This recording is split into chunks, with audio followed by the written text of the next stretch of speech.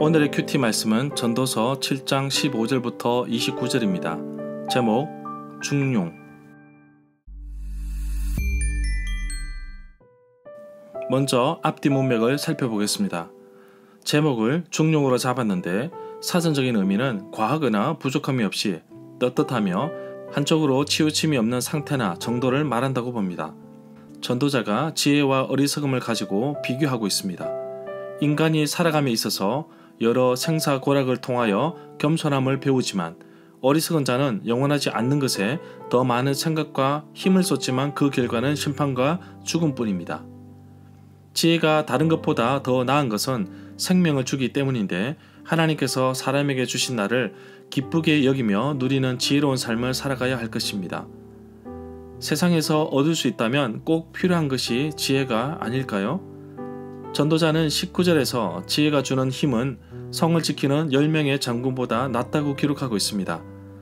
전도자가 오랫동안 관찰하고 탐구한 결과 지혜의 본질을 발견하게 됩니다. 너무 착하게 살지도 말고 너무 악하게도 말라며 양쪽 끝을 피하라는 것입니다.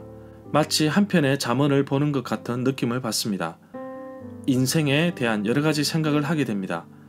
연약한 인간이 이 땅을 살아가면서 하나님을 신뢰하고 의지하는 가운데 어떻게 사는 것이 지혜로운지 말하고 있습니다.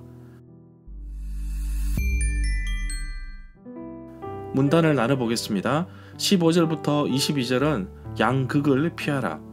23절부터 29절은 지혜의 한계. 15절부터 22절에 보면 중용에 대해서 말하고 있습니다. 15절에서는 전도자가 자신의 헛된 세월을 살면서 두 가지를 보았는데 하나는 의로운 생활을 하면서도 망하는 의인이 있는가 하면 다른 하나는 악한 일을 행함에도 불구하고 오래 사는 악인도 있다는 사실입니다. 그렇기 때문에 16절에서는 너무 지나치게 의롭게 살지도 말고 또 너무 지나치게 지혜로운 자처럼 슬기롭게 살지 말라고 말하고 있습니다. 그렇게 살면 스스로 삶을 망친다고 말합니다.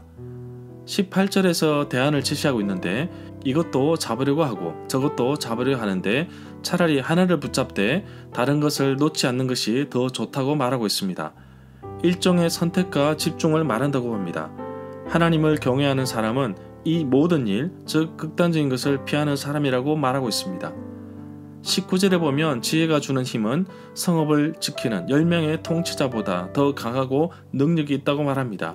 잠언 21장 22절에서도 지혜로운 자는 용사의 성에 올라가서 그 성이 의지하는 방벽을 흐느니라고 하였습니다.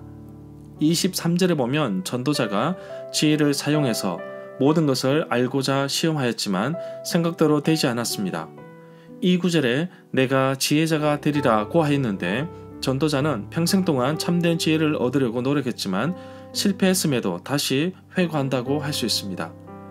24절에 보면 이 구절에서 지혜자는 세상을 아는 것이라고 볼 수 있습니다. 전도자가 지혜를 찾다가 많은 지식은 얻을 수 있을지 몰라도 결국에는 이룰 수 없는 먼 길이라는 것을 알게 됩니다.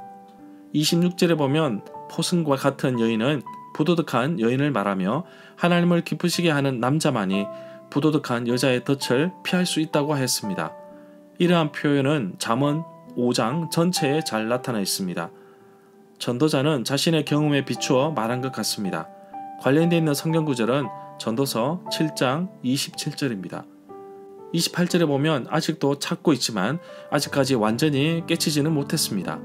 다만 찾으면서 깨달은 것이 있다면 오로지 1000명 가운데서 남자 하나를 찾을 수 있어도 1000명 가운데서 여자 하나는 찾지 못한다는 것으로 볼 수 있습니다. 29절에 보면 전도자가 깨우친 한 가지는 하나님께서 사람을 정직하게 만드셨는데 사람들이 많은 꾀를 내어서 자신을 복잡하게 만들어 버렸다는 것입니다.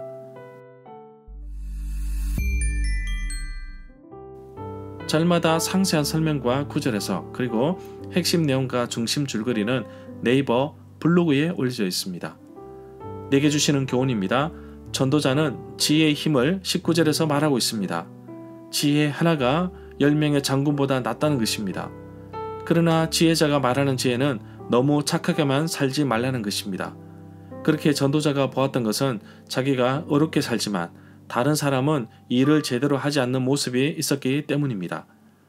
지혜를 얻는 것은 성을 얻는 것보다 더 낫지만 함정 같은 여인 앞에서 무너지는 것을 볼 수 있습니다.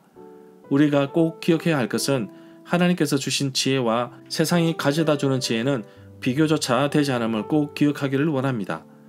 하나님은 사람을 정직하게 만드셨지만 사람의 본성이 타락하여 죄로 허물어지고 거짓과 불공평한 세상을 만든 것입니다. 세상을 바꾸는 힘은 바로 나 자신이 바뀌어질 때 가능한 것입니다. 제 아무리 어려운 사람이라고 할지라도 죄를 짓지 아니하는 사람은 없습니다. 그렇기 때문에 내가 다른 사람의 허물을 들추기보다 오히려 덮어주는 것이 더 나을 것입니다. 21절에서 세상 사람들의 말을 모두 마음에 담아 두었다간 마음의 병이 생길지 모릅니다. 나를 향한 좋지 못한 편견을 마음에 두지 말고 하나님께서 나를 어떻게 보실지 그 관점에서만 생각하기를 원합니다. 이런 찬양이 생각납니다. 주님 날 어찌 생각하시는지. 우리 주님은 나보다 나를 더 잘 아십니다.